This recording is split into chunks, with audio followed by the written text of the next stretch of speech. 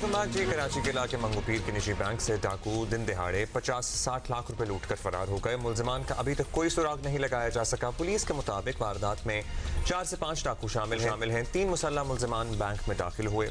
दो बाहर खड़े रहे। डाकुओं ने गार्ड से पिस्तौल और राइफल छीनने के बाद काउंटर से कैश लूटा। सो अपनी भी नहीं लाए थे मुसल्लह अफराद आपने कहा। ओके, मगर उन्होंने गार्डों से भी पिस्तौल छीन लिए। मोटरसाइकिल पर सवार मुलजिमान ने जाते हुए बैंक का दरवाजा लॉक करके अमले को बैंक के अंदर बंद कर दिया। पुलिस के मुताबिक डाकुओं तक पहुंचने के लिए बैंक और इसके अतराफ की सीसीटीवी वीडियोस देखी जा रही हैं।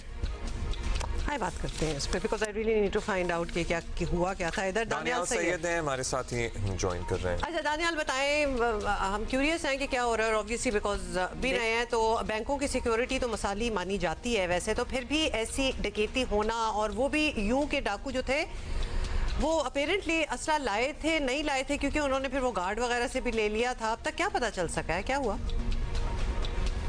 देखिए बिल्कुल, जो कराची में कायम मौजूद निजी बैंक्स हैं उनकी सिक्योरिटी गुज़िश्ता तकरीबन 5 साल कबल इंतहाई ख़ास बनाई गई थी, और उसके लिए जो सिक्योरिटी गार्ड मुख्तस किए गए थे वो भी तरबियत याफ्ता थे।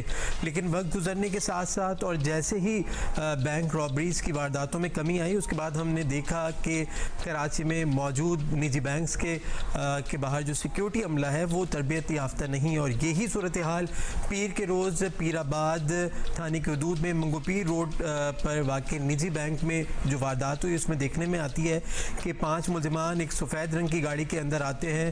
बैंक के बाहर 2 मुलजिमान मौजूद रहते हैं। 3 मुलजिमान बैंक के अंदर दाखिल होते हैं, और दाखिल होते वक्त वो जो सिक्योरिटी गार्ड्स हैं वहाँ पर उनसे उनका वेपन लेते हैं। वेपन लेने के बाद हवाई फायरिंग करते हैं, और बैंक के अंदर दाखिल होने के बाद वो वारदात शुरू कर देते हैं। एक के बाद एक वो दीगर कमरों में जाते हैं, कैश लूटते हैं। कैश हाथों में बोरियों में कैश लूटा जाता है। इब्तिदाई तौर पर ये बात सामने आई थी कि 50 से 60 लाख रुपए लूटे गए इन 3 मुलजिमान ने, लेकिन जो मुकदमा दर्ज हुआ है बैंक मैनेजर की मदयत में उसमें बताया गया है कि 1 करोड़ 16 लाख से ज़ायद की रकम जो है वो लूटी गई है। तो ये रकम लूट ली। अब बताइए क्या कार्रवाई हुई है? कोई इनका सुराख लग सका, नहीं लग सका, कुछ पता चला? कितना करीब है पुलिस इन तक पहुँचने के?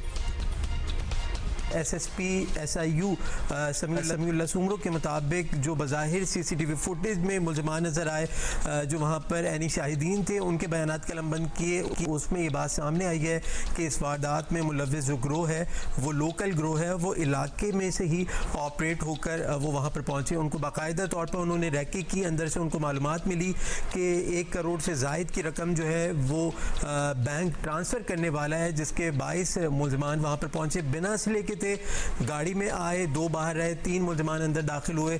असला उन्होंने सिक्योरिटी गार्ड से छीना, और जगह जगह पर जाकर उन्होंने जो कैश काउंटर थे वहां से रकम लूटने के बाद वो फरार हुए।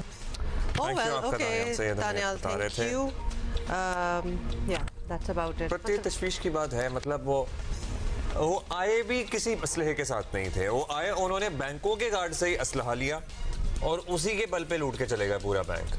मुझे बिल्कुल हंसी नहीं आनी चाहिए। I am just amazed. वो वैसे उनको देख के डर गए होंगे लोग। I don't know. ब्रेक के बाद हाजिर होते हैं।